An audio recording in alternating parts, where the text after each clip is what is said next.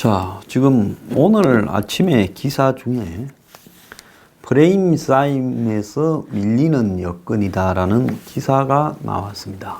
최근에 문재인의 지지율 하락이 프레임 싸움에서 밀려서 그렇다. 자, 한국당이 이 프레임을 걸은 것도 아니고 그러면 여권에 문정권과 민주당의 프레임을 걸은 사람은 누구라는 겁니까? 보수 언론이라는 겁니까? 가짜 뉴스를 전파하는 저 같은 유의 보수 유튜버 채널이라는 겁니까? 그래서 경제 문제나 탈원전이나 선거제도나 이런 부분에서 정권이 방어에 급급하거나 논리가 미흡하다. 한반도 평화 빼놓고는 이렇다 할 이슈를 선점하지 못하고 있다. 민주당이 정부에 맡겨도 될 당정 협의만 열심히 하고 있는데 지지율이 빠져도 선거 때만 되면 달라질 거다라고 이야기를 하고 있다 하면서 이 노컷 뉴스 좌파 매체에 속할 수 있다라고 보이는 이 매체가 걱정을 해서 이렇게 이야기를 하고 있습니다. 이런 식으로 매사 세상을 바라보니까 엊그제 문재인 지지율 하락이 원인이 뭔지를 KBS에서 100분 토론을 했는데 여기에 박시영이라고 하는 이 컨설턴트가 나와서 윈지 코리아 컨설팅이 뭐 하는지 모르겠는데 문재인의 지지율 하락 원인으로 촛불혁명의 높은 기대감과 언론의 이 프레임 때문에 그리 됐다 이렇게 말을 했다 합니다. 참 기가 찬 이야기인데요. 촛불혁명으로 탄생한 문정권이기에 기대가 매우 컸다. 그리고 언론이 문정권의 위기 프레임을 만들었다. 이렇게 이야기를 하고 있습니다. 자, 이런 자들이 좀 웃기는 자들이죠. 문재인의 소득주도 성장에 긍정적인 변화가 있는데 언론들이 보도하지 않는 게 문제다. 자, 아부도 이 정도로 하는 사람이면 우리 또 잘 기억했다가 한 자리 해먹는 거 보고 이렇게 아부하고도 한 자리 못 해먹으면 그것도 나중에 멍청한 자로 우리가 생각을 좀 해야 될 거라 봅니다. 이 사람이 이영자 때문에 문재인 지지율이 하락하고 있는데 20대는 문재인의 핵심 기반이 아니고 30, 40대다. 그런데 언론에서 이영자라는 말을 만들어 20대가 지지를 했는데 마치 빠지고 있다라는 프레임을 만들었다. 자, 그렇게 이야기를 하면서 문재인 대통령이 여성들만 챙긴다라는 인식을 갖다가 이렇게 심으면서 이 20대에서 주로 남성들이 흔들리는데 취업난과 젠더 이슈까지 여기에 붙여서 그렇다. 반면 20대 여성에서는 흔들림이 없다라는 분석을 이야기를 하고 있다. 이렇게 말을 합니다. 그러면서 이 문정권이 프레임 때문에 위기가 왔다.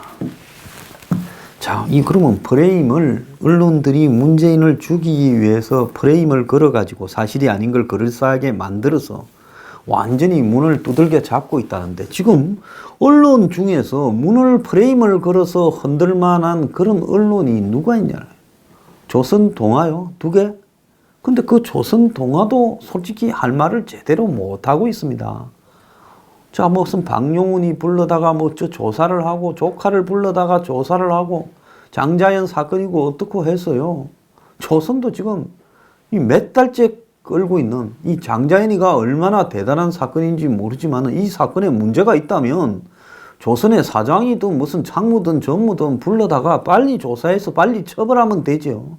질질 꺼면서 전직 조선 기자도 또 등장하고요.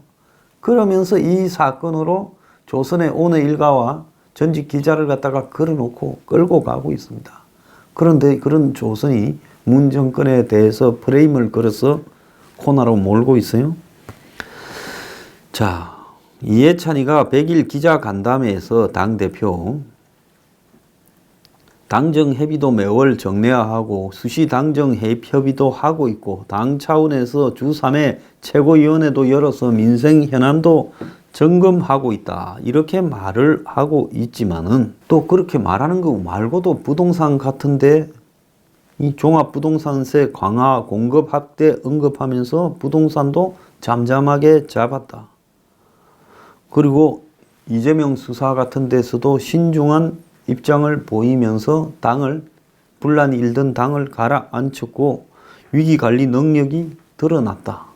그런데 대부분의 이슈에서 코너로 몰리는 이유, 전국 주도권을 놓치는 이유를 모르겠다 이러면서 청와대가 소득주도 성장에 강하게 밀어붙였지만은 최저임금에 있어서 현실적으로 어떻게 작용하는가를 이렇게 잘 모르면서 속도 조절을 했지만은 야당의 공격 포인트가 집중적으로 여기에 왔다.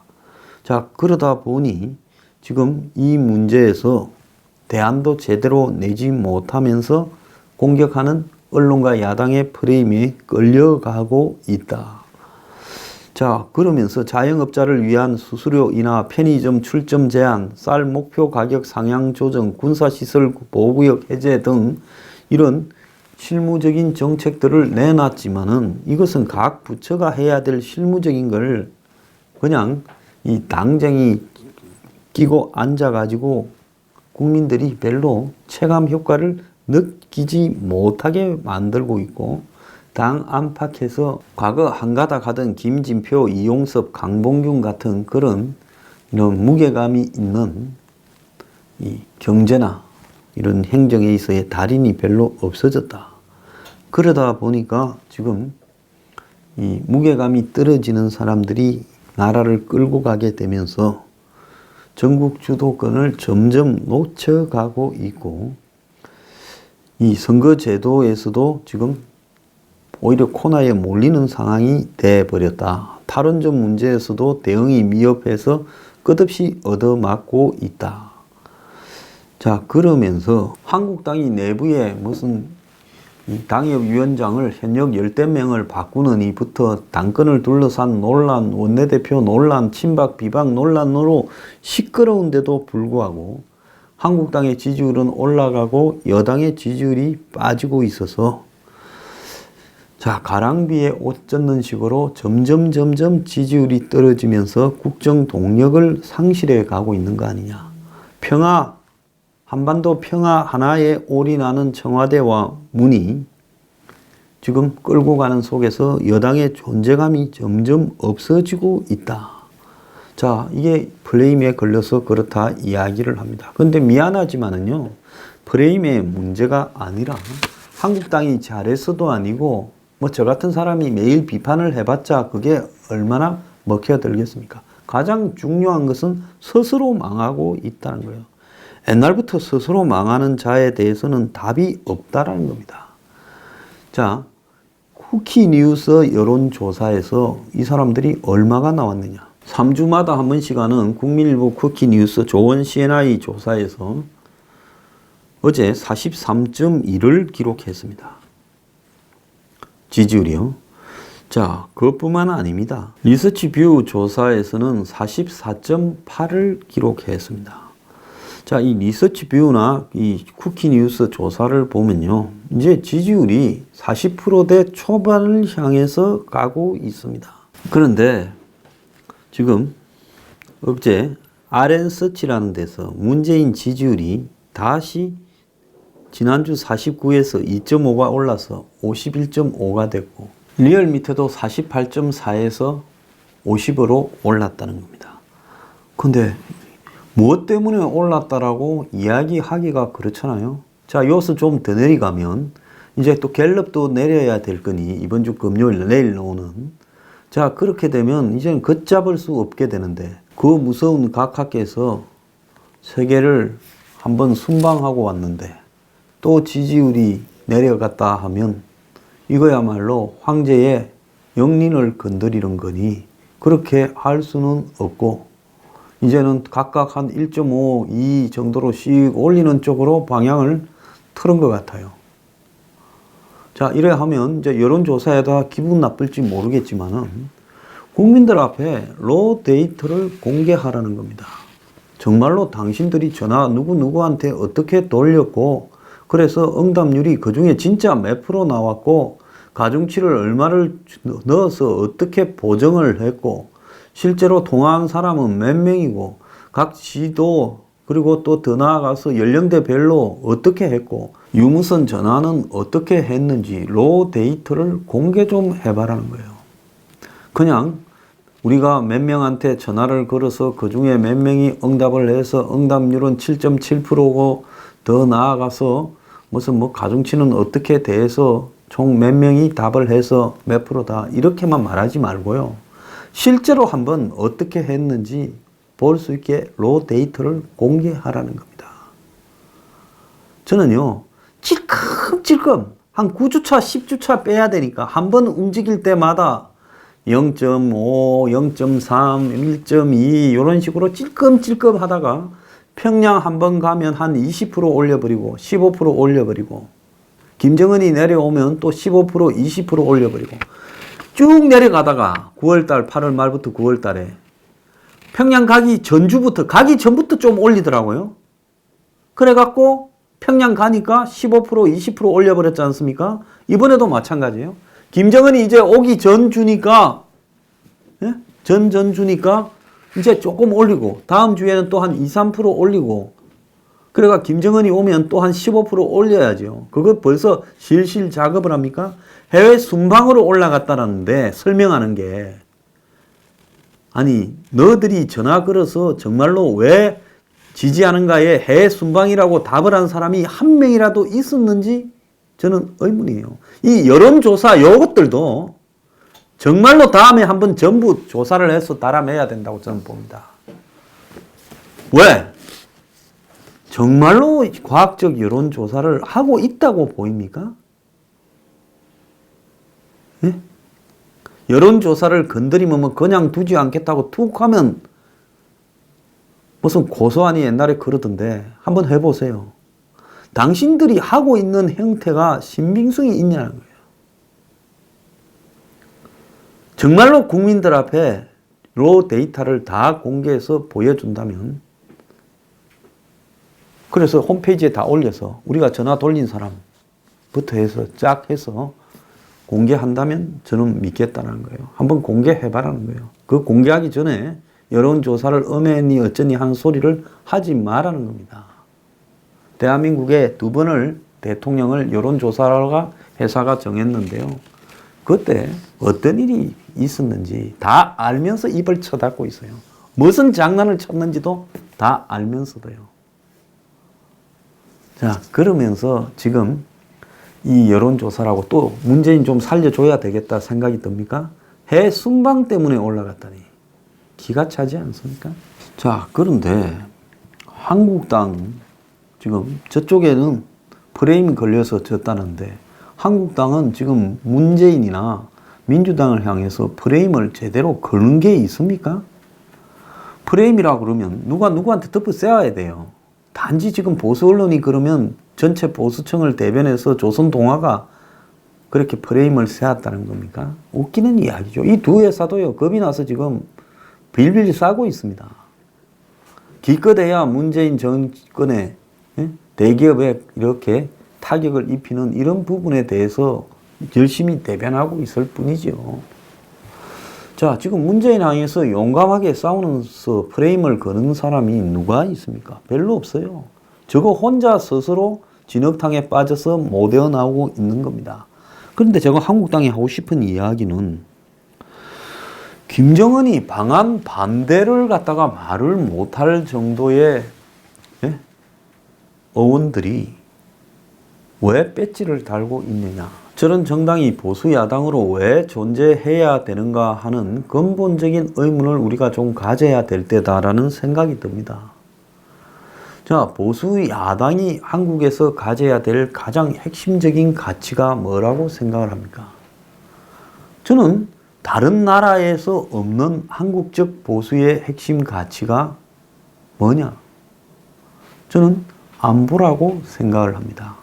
미국이 가져야 될 핵심적 이 보수의 가치는 전 세계의 자유민주주의와 그리고 자유시장 경제, 이 부분을 미국이 리드하는 국가로서 지켜가야 되는가 말아야 되는가 하는 부분이 미국의 일종의 보수의 가치였죠. 그런데 트럼프는 그걸 포기하면서 세계를 상대로 지금 무역 전쟁을 일으키고 미국 우선주의로 회귀하고 있습니다. 그래서 미국의 지금 공화당 내부에서 트럼프가 우리의 전통적 가치에 맞느냐 안 맞느냐라는 논쟁이 벌어지고 있고, 그 속에서 대표적으로 혼란을 겪고 있는 나라가 미국과 동맹을 맺었던 한국이라는 이런 나라에 지금 혼란이 대표적으로 가중되고 있죠. 과거에 미국 대통령 같으면 김정은을 만나서 저런 식으로 이야기를 하고, 더 나아가서 이 한미 훈련이 돈이 드는 미친 짓이다라는 발언을 하고, 김정은이 좋은 사람이다, 좋은 관계를 유지하고 있다, 이런 말을 죽었다 깨어나도 조지 W. 부시나 심지어 민주당인 클린턴, 오바마도 하지 않았습니다. 그럼에도 불구하고 트럼프는 그런 말들을 너무 쉽게 하면서 이런 것이 한국의 문재인의 친북과 맞물리면서 지금 한국의 안보 위기가 유사 이래 가장 가중되는 상황이 되어가고 있습니다. 제가 정말로 지금 우려하는 부분은 뭔가 하면요, 지금 북한이 비핵화에서 미국의 압력에 몰리다가 이제 더 이상 협상을 하지 않는다라고 판을 깨고 나서면서 그간에 해체되어 버린 한국의 이 안보, 주한미군이 한국군하고 훈련도 안 합니다. 몇 년간. 더 나아가서 한국군의 소사격 훈련이나 이런 것도 제대로 못했습니다. 정찰이나 비행 금지 구역이 설정되어서 북한 진영에 대한 제대로 된 정보 입수도 안 되고 있습니다. 그 다음에 서해 5도에는 포를 쏘는 훈련도 못했습니다. 그러면서 군 수뇌부의 위에서부터 밑에까지 한강 하구의 무슨 평화적 이용이니 서해 평화수역이니 이렇게 되면서 서해의 접경 지역이 전부 다 경계가 무력화되는 상황이 벌어지고 있습니다. 자, 그래서 누구도 서해 5도를 지켜야 되겠다 하는 부분의 의지를 강하게 피력하지 않고, 설마 북한이 이런 상황에서 저런 것을 점령하거나 얘를 미기겠느냐. 이럴 때 북한이 전격적으로 강화 김포 쪽으로 내려오면서 한편으로는 서해 5도를 점령하고 영종도 공항을 점령하는 이런 형태, 또 일부를 갖다가 김포 쪽에서 서울 쪽으로 이렇게 진격하게 하고, 이렇게 되었을 때 북한이 일정하게 제한전으로 서해 5도를 점령하고 영종도를 점령하고 이런 일이 벌어졌을 때, 그때 벌어질 사회적 혼란과 경제적 붕괴가 얼마나 심각할지에 대해서 한번 한국당은 생각이라도 해봤냐라는 겁니다. 이런 일이 있을 수 없다고요? 왜 없어요? 북한 입장에서는 비핵화를 할 생각은 눈꼽만큼도 없습니다. 제 손 장을 뒤지겠습니다. 북한이 비핵화를 하면요. 그러면 비핵화를 하지 않으면서 북한이 선택할 수 있는 부분은 뭐겠습니까? 버티는 건데, 그냥 버텨서는 오히려 미국이 북한에 대한 제재 압박에 이어 군사적 압박을 가속화할 수 있어요. 코피 작전을 벌일 수도 있고 북한을 칠 것처럼 협박을 할 수도 있습니다.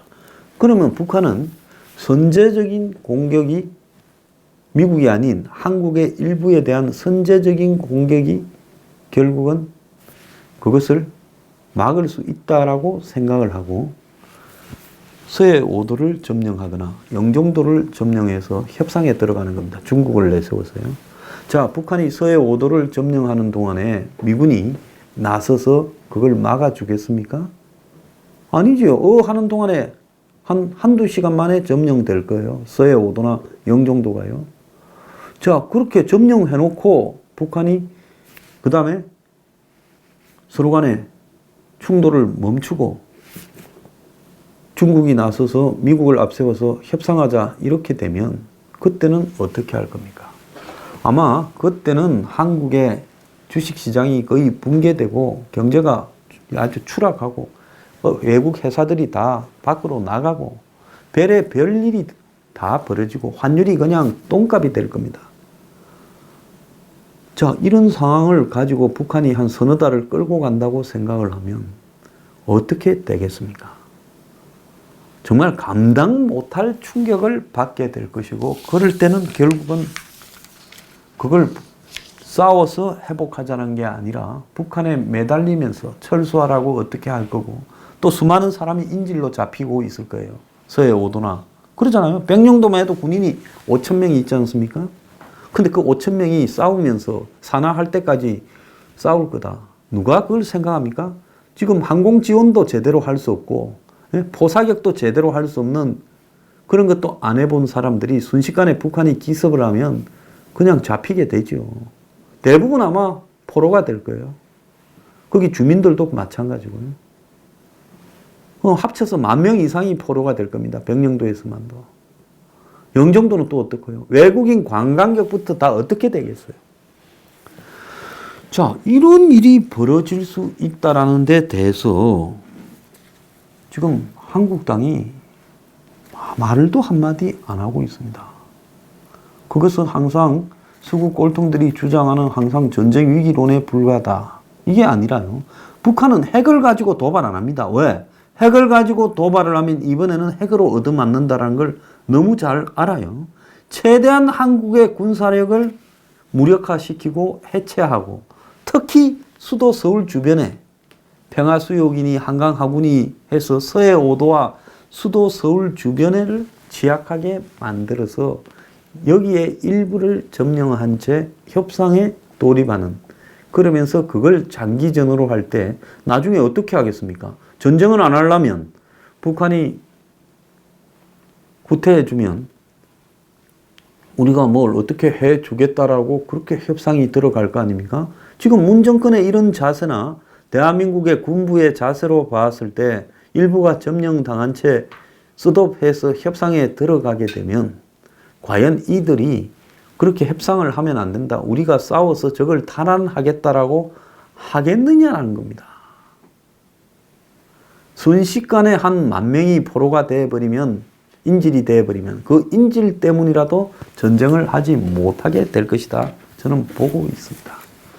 자, 한국당이요, 지금 김정은의 방안에 대해서 반대한다라는 명확한 입장을 밝히고 한국당의 의총으로 결의하고 청와대를 향해서 향이 형진을 하고 김정은이 오면 거리에 들어눕겠다라는 입장을 밝히지 않으면요, 지금 보수의 일부, 보수의 열렬 애국자들이 길거리로 나가서 그걸 해서 거리가 소란에 이른다 하더라도 이 효과는 한국당이 의총을 해서 김정은 방안 반대를 결의하고 국제사회에 한국의 야당이나 국민 다수가 방안을 반대한다라고 이슈화하는 것에 비해서는 아무리 많은 사람들이 노력을 해도 택도 없는 일이라는 겁니다.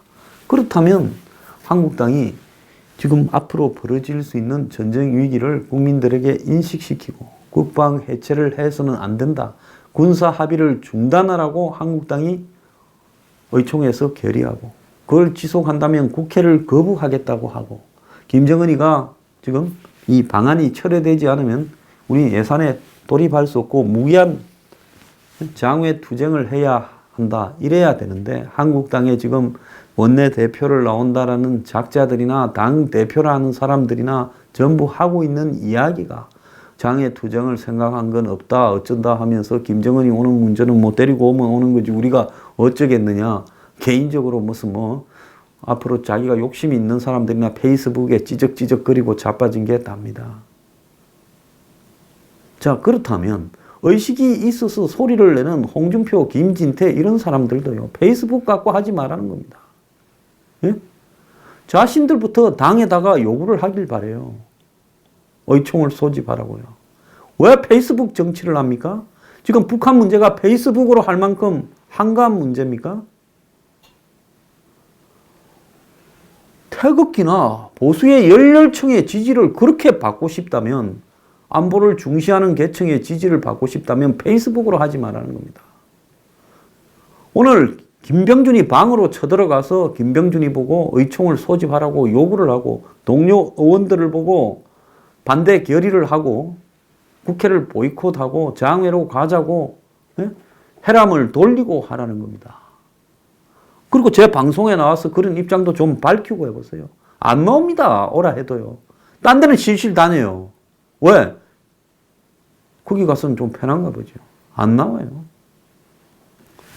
자, 한국당이 지금 프레임 때문에 지고 있다라는 민주당 꼬라지도 우습지만은 한국당이 현재 하고 있는 처신이나 행태도 더 웃깁니다.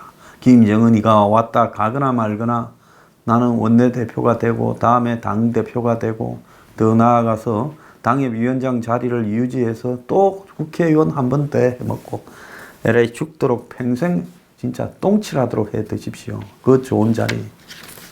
난 관심 없습니다.